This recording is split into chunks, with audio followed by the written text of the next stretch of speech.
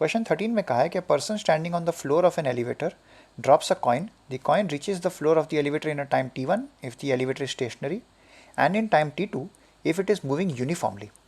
तो t1 and t2 में क्या तुलना होगी? तो इसमें आपको कुछ सॉल्व करने की जरूरत नहीं है। आप बेसिकली इमेजिन कर रहे हो कि आप एक एलिवेटर में हो एंड दो सिचुएशंस दी गई है। एक में जब आप कॉइन ड्रॉप करते हो तो जो एलिवेटर है वो स्टेशनरी है, ठीक है। दूसरे में जब आप कॉइन ड्रॉप करते हो तब एलिवेटर जो है वो यूनिफॉर्म स्पीड से ऊपर या नीचे जा रही है।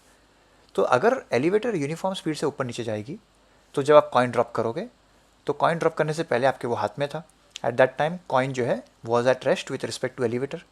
तो अगर आपके coin was at rest with respect to elevator यानी कि विथ रिस्पेक्ट टू ग्राउंड देखोगे तो जो कॉइन है वो भी वही यूनिफॉर्म स्पीड से अपवर्ड या डाउनवर्ड जा रहा होगा।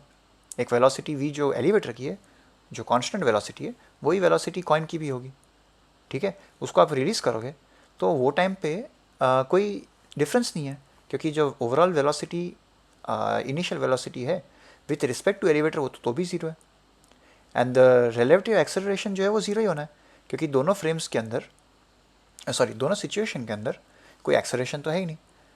तो इसीलिए इन बोथ केसेस जो टाइम मेजर किया जाएगा टू हिट द ग्राउंड वो तो सेम ही होना है। तो इसके लिए आंसर विल बी ए, ठीक है। ये बेसिकली एक थॉट एक्सपेरिमेंट है। यहाँ पर सिचुएशन में इशू तभी आ सकता है जब एलिवेटर एक्सेलरेट कर रही हो, तब यह होगा कि जो कॉइन एंड जो एलिवेटर है उसके बीच का जो रिलेटिव एक्सेलरेशन वो ग्रेविटेशनल एक्सेलरेशन नहीं कुछ और होगा, but in this case it's simpler क्योंकि यूनिफॉर्म मोशन है। तो इसके लिए आंसर हो गया ए। अब आते हैं क्वेश्चन 14 पर। क्वेश्चन 14 में कहा है कि एक फ्री 238 यूरेनियम का न्यूक्लियस पड़ा है in a train, it emits an alpha particle. When the train is stationary, a nucleus decays and the passenger measures that the separation between the alpha particle and recoiling nucleus becomes x at time t after the decay. And if the decay takes place while the train is moving at a uniform velocity v, so the distance between the particle and the recoiling nucleus at time t after the decay is measured by passenger as। तो काफ़ी लंबा question है, but basically क्या हो रहा है, एक situation ये है कि आपका यूरेनियम का न्यूक्लियस पड़ा है, एट सम पॉइंट वो डीके कर जाता है एंड डीके करके एक वो पार्टिकल को एक्सपेल करता है। मान लेते हैं ये पार्टिकल अल्फा पार्टिकल है, तो वो लेफ्ट में जाएगा तो ओवरऑल न्यूक्लियस जो है, जो रिमेनिंग न्यूक्लियस है वो लेफ्ट में राइट में चले जाएगा, क्योंकि ओवरऑल मोमेंटम आपको कंजर्व करना है as will study in other chapters. Anyway, तो इस तरह की सिचुएशन है एंड हमें कहा गया है कि आफ्टर अ टाइम टी, जो एट टाइम टी यानी कि जो है डिस्टेंस एक्स हो जाता है एंड नाउ आपको कहा गया कि जब ट्रेन यूनिफॉर्म वेलोसिटी से मूव करेगी तब क्या होगा।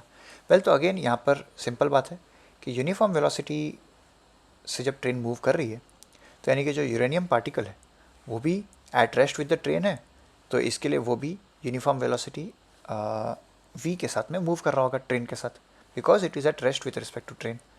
तो अगर वो v के साथ मूव कर रहा है विद रिस्पेक्ट टू ट्रेन, तो जब वो डीके करेगा तो जो डीकेड पार्ट होगा वो भी, क्योंकि वो पहले तो अंदर ही था, तो वो भी uniform velocity v with respect to train move कर रहा होगा। तो इन अदर वर्ड्स जो सिचुएशन है वो दोनों में सेम है, क्योंकि एक्सेलरेशन कोई है नहीं यहाँ पर of the train with respect to ground. तो यानी कि both situations are the same. तो बोथ सिचुएशंस में टाइम टी के बाद जो distance between the nucleus and the alpha particle वो सेम ही होना है, तो एक्स ही होना है। तो आप देख सकते हो ऑप्शन सी यही कह रहा है।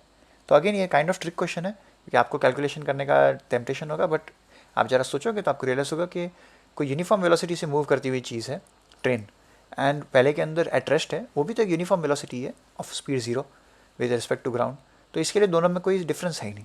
डिफरेंस तभी आता है जब आप एक्सेलरेशन इंट्रोड्यूस करोगे। तो एनीवे, इसके साथ आपका ऑब्जेक्टिव 1 कंप्लीट।